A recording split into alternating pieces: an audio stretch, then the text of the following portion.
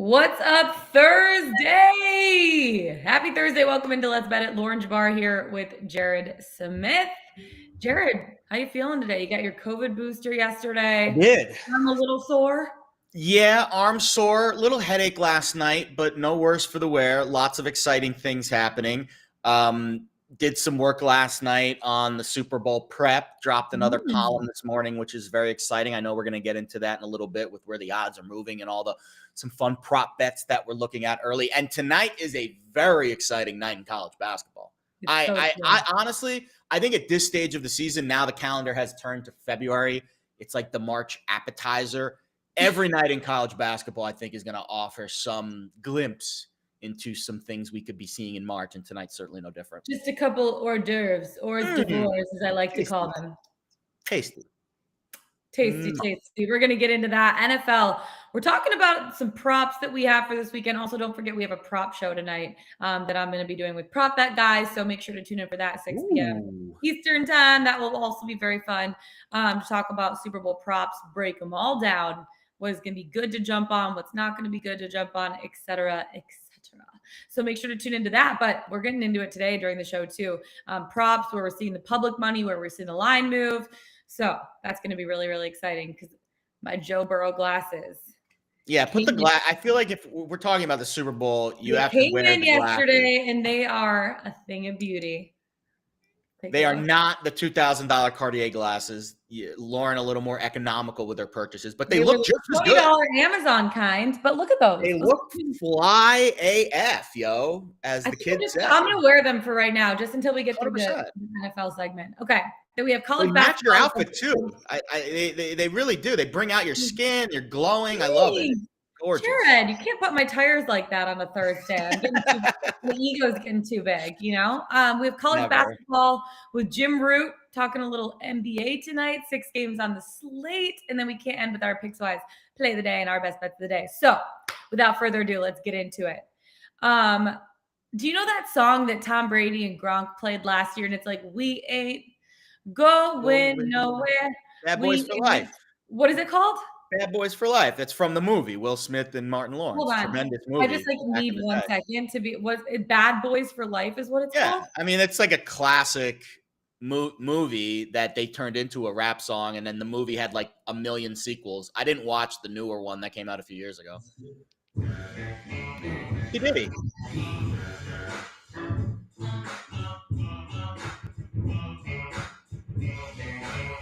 We can't be stopped now. Okay, I needed my moment for it. Is that how you feel this morning? Like, did you feel like a bad boy or a bad girl? I did. I woke up. I had 3 cups of coffee, which is probably too many for being 10:06 a.m., but that's totally fine. Yo, 3's a lot. That's even for me. I usually stop at 2 in the morning. Here's the thing: is I had been neglecting going to the grocery store, and I went yesterday. And went nuts in the coffee aisle. I bought like 6 different kinds of coffee from the Keurig. And this morning I'm like, ooh, I got to try it all. So I had 3 different kinds. I had the Dunkin' Donuts kind, the Starbucks kind, and also this like random generic brand that I bought. Not great. Don't recommend.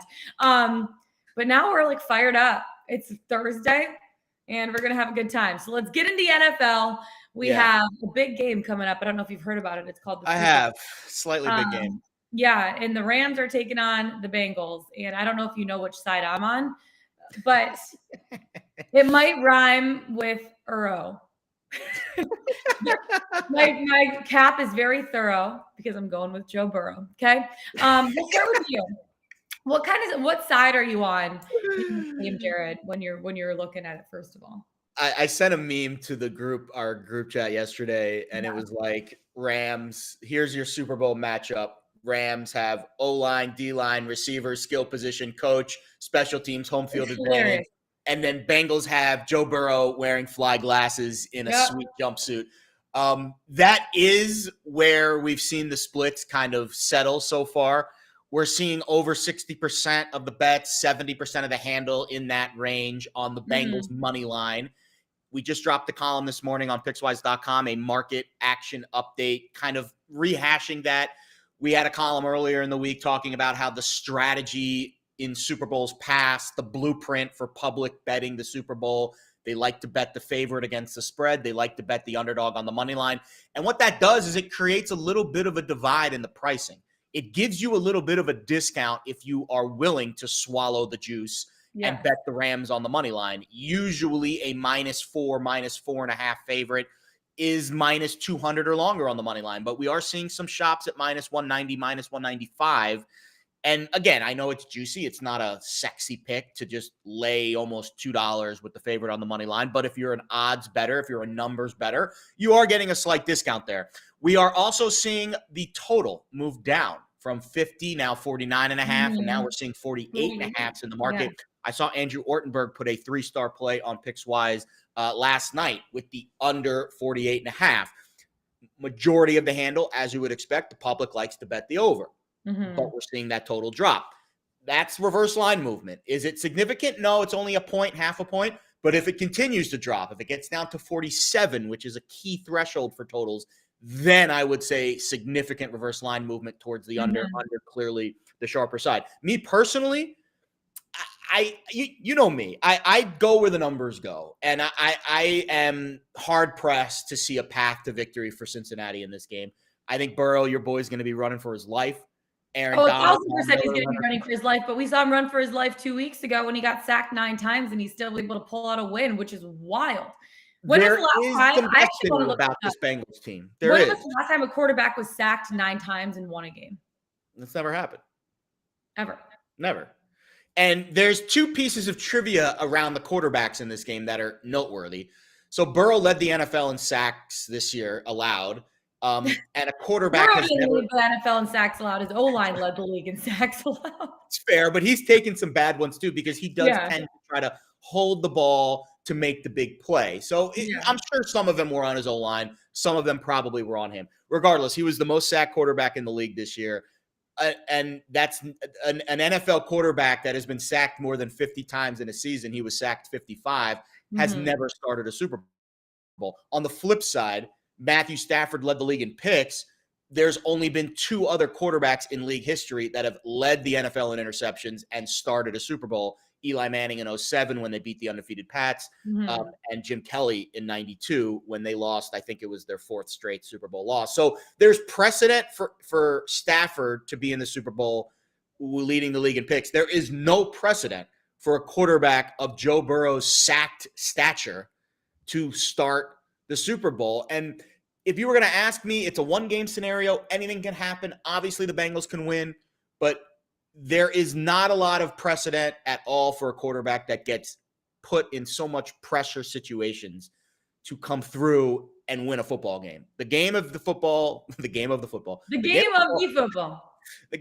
is won in the trenches, and the Bengals are outdone in the trenches here. And that's what scares me about backing Cincinnati. It's a great story, and I love Burrow, and it's an amazing run, but I just don't see it continuing in this game. Here's the thing is that's what scared me last week too against the Kansas City Chiefs, going up against the Chiefs defense that has been phenomenal through the second half of the season. Their D-line really good. That was the one thing that I said last week was worrying me is if the Bengals O-line could hold off the Chiefs defense. Well, Joe Burrow was only sacked 1 time last week. I think that they can step up when they need to. I really do. And then you look at a guy like Jamar Chase. I mean, well, the 3-headed monster of what they have the Bengals have on offense, between Jamar Chase, Higgins, and Joe Burrow, all those guys. Like, it's just, I think that they could step up for one game and be able to pull it out. No one thought that they were. Anything could happen any given Sunday. Yeah. The game on Sunday against the Chiefs was over. It was done. There was a 98.7% chance that the Chiefs were going to win that game, and they lost. Anything could happen in the NFL, but sports, baby. Where the numbers point to me. Sports, baby. Let's talk a little bit about, first of all, your Super Bowl market update column dropped yesterday, right? Tell us a little bit about that and why people should check it out. Yeah, so really good insight there from some of the traders. So I mean, my insight matters, obviously, but it matters more when the actual people making the lines chime in and agree or disagree with where my theories are. Mm-hmm. And the WinBet traders did a really nice job breaking down the Bengals tax, is what they're calling it. You are not getting a fair price on Bengals money line. You're just not. Does that mean people aren't going to bet it? No, of course not. Most people, 7 out of 10 right now, are betting the Bengals on the money line. But you are not getting a fair price there because of that's where they expect the market to kind of be priced in. So they're trailing the market in that bet, meaning they're 5 to 10 cents lower than what the going rate should be for a team that's a 4.5 point underdog in an NFL game. Mm-hmm. And again, it's not going to matter. People are still going to flock to the window to bet on Joe Burrow, and I understand why. But if you're if you're a price bettor, I recommend you reading that article because you'll get a little more insight into what is maybe fair value for the Bengals or the Rams in that game. And we got some hints on the total as well. We talked about the total moving down. And then next week's the big column. We're going to do a full column on props. I know you're talking to Prop Bet Guy tonight. He is amazing. I'm going to look more in some of the advanced markets, the MVP markets, those kind of markets. And I know we're going to bring out some MVP talk today because that's probably my favorite market to bet in the Super Bowl. Yeah, let's talk about it. Let's talk about the MVP market. Who do you have for the best value play for the Super Bowl MVP? Yeah, so there's a couple ways to look at the MVP market. In my opinion, the best way to look at the MVP market is to first cap the game. Yeah. Figure out who is going to win the game. You have to make a decision on who's going to win the game. Then you can eliminate half of the players because teams that lose the Super Bowl don't have winning MVPs. So once you get to that point, then you could start to figure out, all right, what's the game script here and what's the media narrative? In my eyes, the game script, if the Rams win, it's likely going to be because of that defensive line getting to Joe Burrow and wreaking havoc. And I think Aaron Donald is kind of, if I had to give out one guy, it's kind of Aaron Donald. I got 25 to 1 at Caesars. 16 to 1 on FanDuel right now. If Aaron Donald, it's a tremendous price because I'm seeing 16, 18 to 1 at some of the other shops. If you look at the media narrative, it's probably going to be TJ Watt that's going to win DPOY because of the sacks. And Aaron Donald's still the best player in the league in terms of the grade. So I think the media will respect that. And if the Rams defensive line does what I think they're going to do in this game, I think Donald at 25 to 1, Von Miller, I got at 50 to 1. That's down to 40 to 1 now.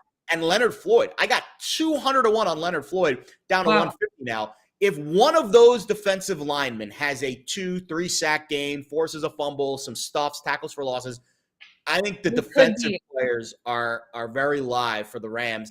If I had to pick one Rams offensive player, Cooper Kupp, 7 to 1. I think that is a bet that you should definitely make. Yeah. It's only 5.5 to 1 right now on FanDuel. Only 5.5 to 1. Down. Shop the numbers around. Shop the numbers around. You could get better numbers at other shops. Be sure to look and price shop. But I think those are my 4 picks. Kupp, Miller, Donald, and Floyd. 1 offensive player, 3 defensive players, because that's kind of where I see game script going here. Yeah, I mean, you know where I am at this point. So Burrow and Jabara, that's all I got to say about that. No, but honestly, Joe Burrow right now is at plus 230 to an MVP. I already sprinkled that, obviously, because I'm on the Bengals side of this game. But Jamar Chase right now at 22 to 1 odds, I also think that's pretty good value for a guy like him and what he's able to do on a game-by-game basis. We'll see. I need to do a little bit more research on this to really lock in, but I did already sprinkle Joe Burrow as the MVP, and I'm already in on the Bengals money line as well for a spot like this. So Jabara, let me put these away in my little case because I don't want them to get protected. You're going to need those next week. I know. Let me lock them in. This came on Amazon, guys. This was $20. $20. When she's done with the show, she's gonna do an Amazon telemarketing campaign. Come on now. Maybe they can sponsor Amazon sponsor me. I'm here. Thank you very much. So let's talk a little bit about college basketball. Bring in our friend Jim Brood, who's actually in Arizona right now for a big game that's going on tonight. College basketball analyst for the 3-Man Weave and the Field of 68 podcast. JR, where you at, my friend? Hello. I'm here. I'm live in Tucson. We got a shaky internet connection, but we are going to battle through it. We're going to do the best we can. So if that crops up, I apologize, but it's worth it. I'm here for the big game, UCLA at Arizona. Really looking forward to being in the house for that one. Big game tonight. That's nice. Yeah, really nice. Well, let's just get right into it then. What are you expecting? UCLA, number 3 UCLA taking on number 7 Arizona. The spread right now 6.5. How do you feel about this one? Yeah, I expected to probably end up betting UCLA because of where I thought the line would be. The last one closed Arizona -3 at UCLA. So to see only Arizona -6.5 right now, that's wild for the implication on home court value versus like where the market has moved since that game, especially because Jaime Jaquez is a game time decision for this one. He's dealing with an injury. So if UCLA is not actually full strength or at least limited, especially Jaquez himself, I really think Arizona gets the revenge here. The line feels a hair short because of that swing comparing it to last game. I'm leaning towards the Wildcats. I like where the market has put it. I think it's actually an optimal bet for revenge here. Love it. Love that. Yeah. What about a guy like Juzang? I don't even know if I said that right, but is he going to be in or out tonight? Have they announced that yet?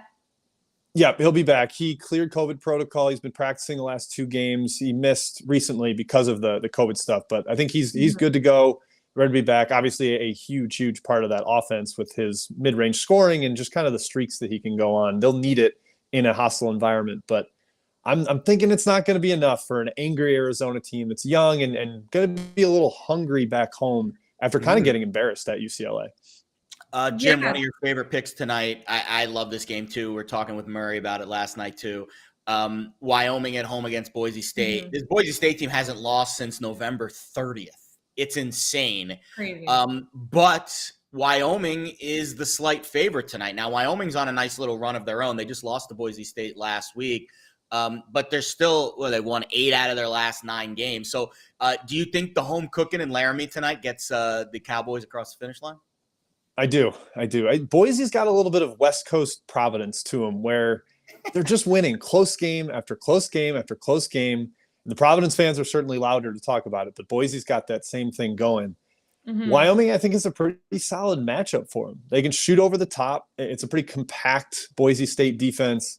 And Wyoming's going to play through the post, but be able to kick out. Like they've got a bunch of dead-eye shooters dotting the perimeter. I think they'll be able to score. I think these teams are roughly equal, so the line does feel short to me, given 3.5 for home in a West Coast altitude environment. I'm definitely liking the Cowboys at home there. Love it. Yeah, speaking of another game at altitude, Oregon's heading to Colorado, laying 2.5 points. How do you feel about this one? Because I think you're leaning towards Oregon, yeah? Yeah, I like the road favorite here. There is some caution to this one. Oregon has never won in Boulder. They're 0-10 all time. So if you're, all over that historical trend, then this is a shaky bet. I get that. But this one also has some revenge to it. Oregon had a relatively embarrassing loss at home to Colorado as like an 8-point favorite. They got up really big in that game and blew the lead. And Colorado's kind of banged up right now. They were missing 2 starters at Washington State last time out on Sunday. And they got embarrassed. They looked awful. They got blown out from the opening tip. And if those guys are out, Parquet and De Silva, then I just think this Colorado team doesn't have enough weapons. And Oregon's going to come in really angry. It's an experienced team. It's not the same group of guys that has lost at Boulder before. I think they've got enough to get the win here and get revenge. One thing I love about you, Jim, is you're not afraid to dive in the dumpster like I do. He loves the dumpster dive. Jim's a big guy with trying to find these trash games that have some value. LIU and Sacred Heart. Now, I don't even handicap the Northeast Conference, but it is clearly on your radar tonight. Sacred Heart getting 4.5 points on the road at LIU. This game is close to me in Brooklyn. I will not be in attendance tonight like you are in attendance in Tucson, but you do like Sacred Heart catching some points tonight. Yeah, don't attend. There's no reason to attend this one. No, yeah, I think there's value on the road dog here because the home team has some roster issues. They got in like a brawl, a weird technical game last time out against Bryant. So their best player is suspended. Ty Flowers averages like 25 points a game. Head coach is suspended. One of their best two guards is suspended, Alex Rivera. So LIU is really, really shorthanded here. And I think that gives Sacred Heart enough of a bump and some juice to contend here.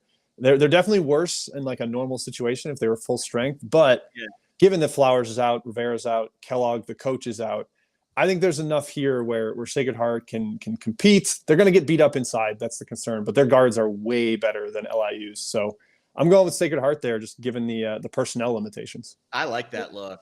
Yeah, I kind of do too. I might tail you on that one. Yeah, that's one that you don't think about because you're just looking at numbers, and I'm sure the odds makers are not spending too much time focusing on this game today either. Speaking of a game that the odds makers I don't think are focusing on, and a team that I don't think they've been focusing on a whole lot. How about my UNC Wilmington Seahawks, Jim? I knew you were gonna, you knew you were gonna get this game here in this spot because I've been all over this team. At Elon tonight, they're laying a penny. I think it's short. I think they should be 2 or 3 point favorites, but they're not, and the line's not really moving yet. At some point the Seahawks run will end. They've won 12 in a row, but I hope it's not tonight. Yeah, I don't know what to do with them because I told you last night we were talking, like, numerically it just doesn't make sense for what they're doing over and over. They've gotten down in 6 of their last 8 games by double digits, and they've won all of those games outright. Like they get down and they're never dead. They come all the way back. Now the last 2, I think the last 3, they've had like really great home crowds behind them as part of that comeback. Yeah. Now they go on the road. Maybe that's gonna hamper them a little bit. But Elon's shorthanded. They've got some injuries. So I didn't know what to do with this one numerically, but I'm not about to fade Wilmington. Stuckey from the Action Network sometimes says it's trying to catch a falling knife when you're trying to get in front of that. And I have no interest in doing that. So I think it's Wilmington or nothing. If you want to keep playing them until they don't cover, I am all for that because they're out of their minds right now. If it ain't broke, don't fix it, baby. Absolutely. Is that the saying? If it ain't broke, don't fix it? Yeah. Oh, yeah. Yeah, 1,000%. Let's go back to the Pac-12 for a second. They haven't had a men's college basketball national champion since 1997 when Arizona won, right? With like 2 teams now ranked in the top 7. Is this the year for them, Jim, to end the drought or not? I don't know. I love this Arizona team, and actually on our midseason podcast on 3-Man Weave, I picked them to win it all. I do have enough concerns that maybe I won't declare them, the favorite to win the title. They've had some really cold shooting games, namely at UCLA and the overtime game against Wichita State, and they have turnover concerns, which is really probably the more prevalent issue going through a 6-game gauntlet in the NCAA tournament. Their guards are young. Kirk Kriisa is like maybe the cockiest player, most confident player in the entire country, and I love that. But every once in a while, he can be shaken up by defensive pressure, and that could be an issue as they get further and further into the tournament against elite competition. Timing-wise, it's a shame that you can't hop over to Phoenix after the Arizona game and head to this Grand Canyon-Seattle matchup, which is a WAC special tonight. Really good game in the WAC. Grand Canyon is struggling a little bit, lost 3 in a row. Seattle's on a tear. They've won 9 straight. I was close to making this my best bet of the day, but I'm a little worried that the home cooking for Grand Canyon might be too much for Seattle, but they've overcome a lot this year, and they're right now undefeated in the WAC. What do you think about Seattle's chances to go on the road tonight to Grand Canyon and get a win? Maybe piss Frankie Muniz off a little bit.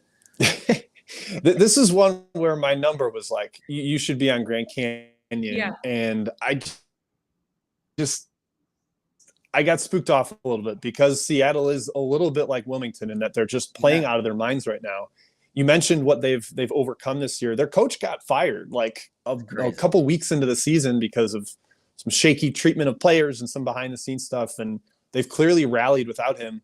I will be in attendance at Grand Canyon on Saturday, so I'll have a report on the ground from that one. But unfortunately, I won't make it up on this particular game.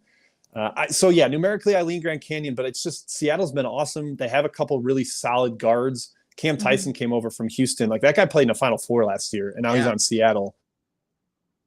That team is on that one. Yeah. Jim, the internet, I don't know what's going on in Arizona. They need to like get more like fiber cables or something running to your hotel room. Yes, they do. We need to tell them they need to get more fiber cables down to AZ. We've got the Arizona correspondent needing to file his report from Tucson. Yeah. Right? I want to talk about Providence for a second, though, because yes, they're ranked 15th, right? But they're outside the top 70 right now in NCAA basketball and points per game, field goal percentage, 3-point percentage, free throw percentage, defensively and points per game allowed, field goal percentage allowed, 3-point percentage allowed. It's just crazy to see some of the stats, but still they're ranked 15th right now. And they keep winning. Do you think this is kind of the peak of where they're going to be, or do you think they're going to still continue to find ways to win and maybe move up in the rankings a little bit more? I've been kind of like waiting for them to fade a little bit, and they just won't. Every close game, they find a way to pull it out. KenPom has a luck statistic, which is basically your record versus your statistical expectation. And they're the luckiest team in the history of the website right now. Wow, that's wild. That's what Jared and I were talking about that. We're like, how do you measure luck, right? Yeah. Where your stats are compared to where your record is. Yeah. And so calling it lucky is probably the wrong way to do it, because in close games, they have veteran experience. They have one of the best free throw shooters in the country in Al Durham. He knocks down big shots late. And Ed Cooley's just a great coach. He keeps them very calm late in these games. But I just don't know if it's sustainable to win every close game game after week. So I'm a little bit selling them for the rest of the season and probably in the NCAA tournament. Like, there's a chance they're a 4 seed that's an underdog against a 13 seed. Like, that's how crazy it would be in a market. So we'll have to see where that ends up. But it's just analytically, predictively, they're nowhere near as high as their resume would attest right now. Makes sense to me. What about a team like Auburn, who shocked everybody so far this season? Something that we didn't really expect them to be number one right now. What have you seen from them that's really, surprised you and allowed them to be so good under Bruce Pearl? The thing that I didn't expect was their shooting. I thought they would have some issues spacing the floor, and maybe their guard play wasn't as sharp as we expected, but the transfers they brought in at guard have been incredible. Wendell Green rocks. KD Johnson, the guy from Georgia, he rivals Kirk Kriisa in like the most confident, cocky player in the entire nation. Yeah. And I think you need that. If you're an elite team, you need that bellwether, the guy that believes he's the best player on the floor. He made some huge plays late for them to win at my Missouri Tigers. And it's just because he's that game.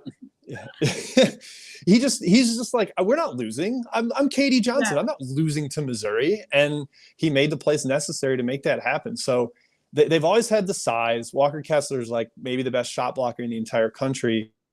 But the fact that their guards have come along the way they have and given them some perimeter scoring pop, I think that's what's made them a true number one team in the country and completely outpaced expectations to this point. Mm-hmm. All right. I know this is a silly question because we don't have a bracket, but I'll ask it anyways because this is what we do on the show. But gun to your head right now, who's the national champion? I won't stick with Arizona because we don't have a bracket. But who's the best team who's playing the best right now? I will pick Gonzaga. I have them rated the highest in my power ratings, and they've seemed to have found a different gear. They had the COVID pause right around Christmas, early January. And since then in league play, they're absolutely blowing good teams out, like equivalents of mid-tier ACC and top 30 KenPom teams. They're winning by 15, 30. So I think Gonzaga has found that extra gear. But, if they don't get it all done, the skeptics will certainly come around in March and say that being in the WCC is what cost them the title. I will never buy that argument, but it will be there until they win one. I'm going to ride with the Bulldogs. Gonzaga on a 10-game winning streak right now. I like it, Jim. Thank you so much for taking the time to come on from Arizona. I know you're busy down there. Enjoy the game tonight, and we really appreciate your insights. Yeah, appreciate it. Next time I'm back on, I'll be back home with the Missouri flag, and the connection will be much smoother. So I appreciate you guys dealing with this. No, we love it. We love it. They've covered a bunch in a row, so it's right side up. Right side up on the Mizzou flag. Enjoy the game tonight, Jim. That's Appreciate right. it. College basketball analyst for the 3-Man Weave and the Field of 68 podcast. We'll definitely see him again heading into the end of February and into March, especially March Madness. Oh, kind of even That's wait. Right. Thanks, Thank you. Appreciate you having me. All right, from boys to men, Jared, let's head to the NBA now. 6 games on the slate. Boys to men. I always like when we transition from college basketball to NBA because recently we've been doing NBA to college, and so it doesn't work as well when I say men to boys, but I like to say boys to men. So let's go boys to men. 6 games on the NBA slate tonight. You're not necessarily on a side, but you have a few props heading into tonight. Yeah, and I'll mention some totals that are moving, and one of them actually continues to move, and I'm glad that I bet this total before the show. This is going to be my play of the day, so I won't reveal it just yet, but there are some totals on the move tonight.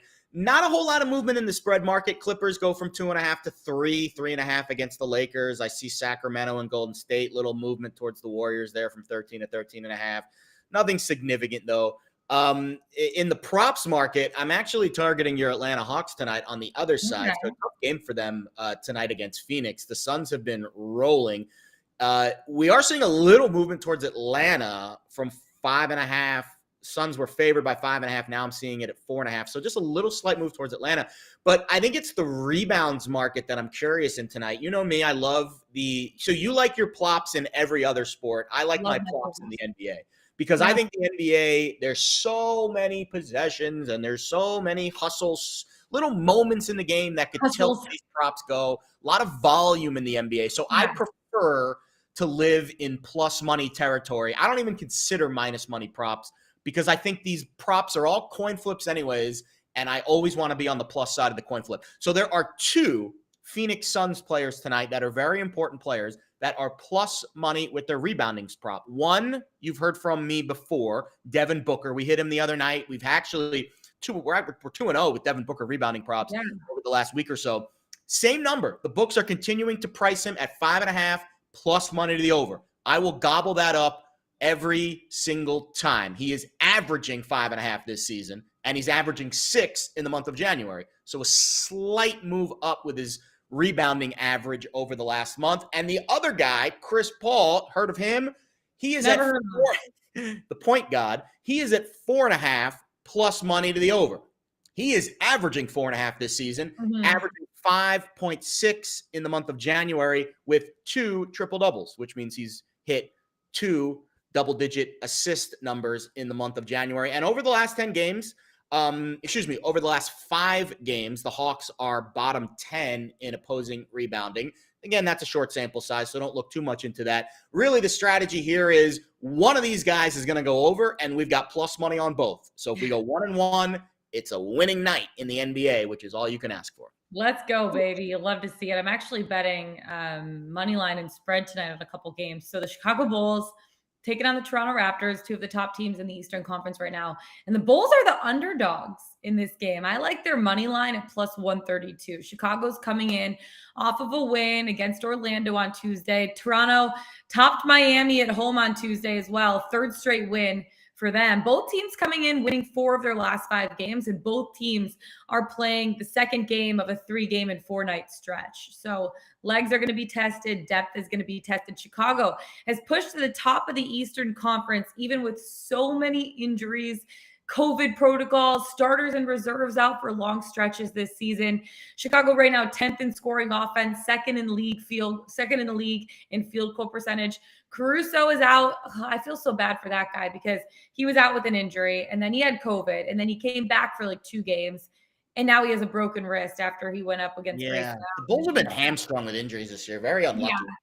And then Ball got knee surgery. Jones Jr. is out as well. Toronto is healthy, but for me, they're a little too inconsistent this season. They're 21st in scoring offense, 9th in scoring defense, and the Bulls have the edge here. I just think the 3-headed monster of Levine, DeRozan, Vucevic carry them home in this one. And I like them in the underdog spot. Bulls money line at plus 132 in Toronto, because also in Toronto, no fans, right? So it's not really like home court. Like, yeah, you're sleeping in a hotel, but it's not really necessarily home court advantage when you don't have your home fans cheering for you. It's kind of like at a neutral site. So I like the Bulls in this spot, and I like it in plus money at plus 132. Another game I was looking at, Kings taking on the Warriors, Golden State. lot of juice they're laying in this one, -13, but the juice is worth the squeeze for me here. Golden State beaten the Kings twice already this season, cover the spread in both. And those spreads, I think, were both double-digit spreads. Don't quote me on that, but I'm pretty sure. The Kings lost their 7th straight game. They're just kind of a mess right now. And the Warriors are red hot, 7-game winning streak for them. And they also had a confidence boost on Tuesday against the Spurs without Curry, without Thompson, without Wiggins, without Green. Golden State might be shorthanded again, but I just don't think that's necessarily going to matter against a team like the Sacramento Kings. They're one of the worst defensive NBA. They're one of the worst teams in the NBA defensively in points. They've dropped 5 of their last 7 games against the spread. Golden State, top 2 in NBA points, field goal, and 3-point percentage allowed. Top 8 in field goal and 3-point field goal percentage on offense. I'm going to ride with the Warriors. They've covered 65% of games as a home favorite this season. Whether Fox plays or not is still a question mark for the Kings, but the Kings are also the worst team against the spread, covering just 37% of their games. So I like the Warriors in this spot at home, laying 13.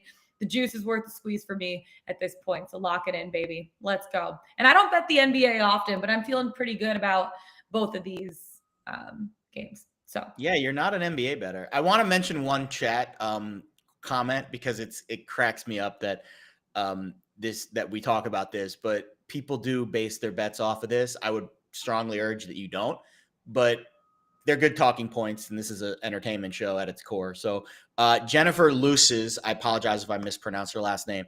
Remember, this is entertainment, not sports. So with the Chinese zodiac symbol, the teams, the Bengals and the Auburn Tigers. Please don't base your bets off of the Chinese calendar. I love that everybody is into the horoscopes, the Chinese calendar.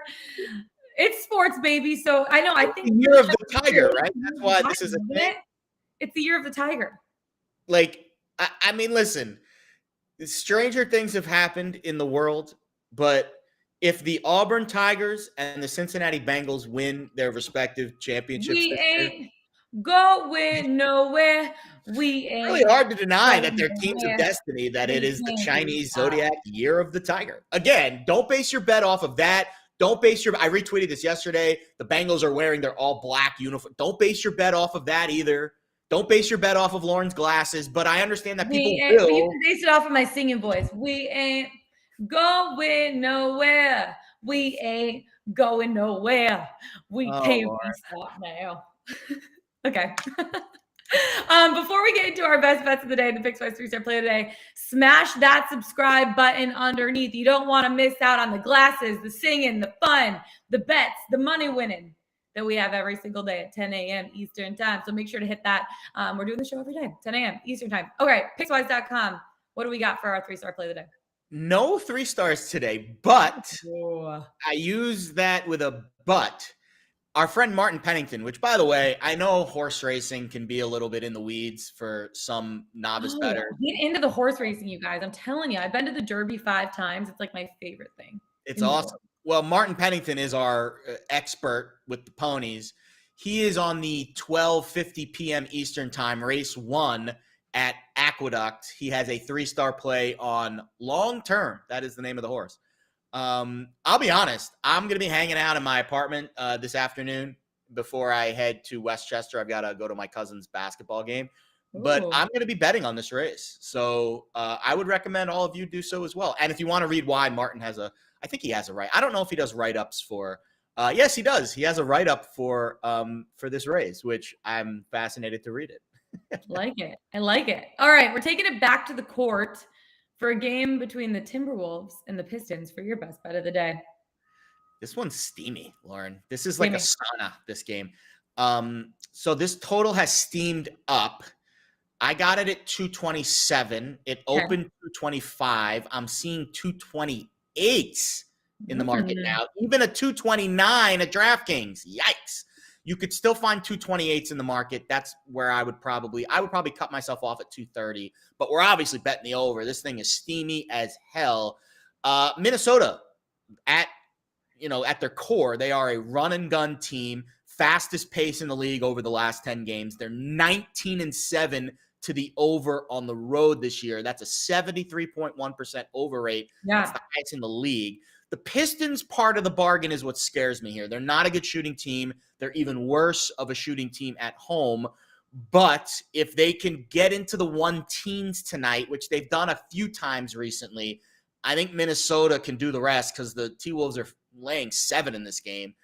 And I think the Pistons defense is what really pushes me towards Minnesota and the over here. So the Pistons 26th in defensive rating over the last 10 games, and the T-Wolves aren't any better at 23rd.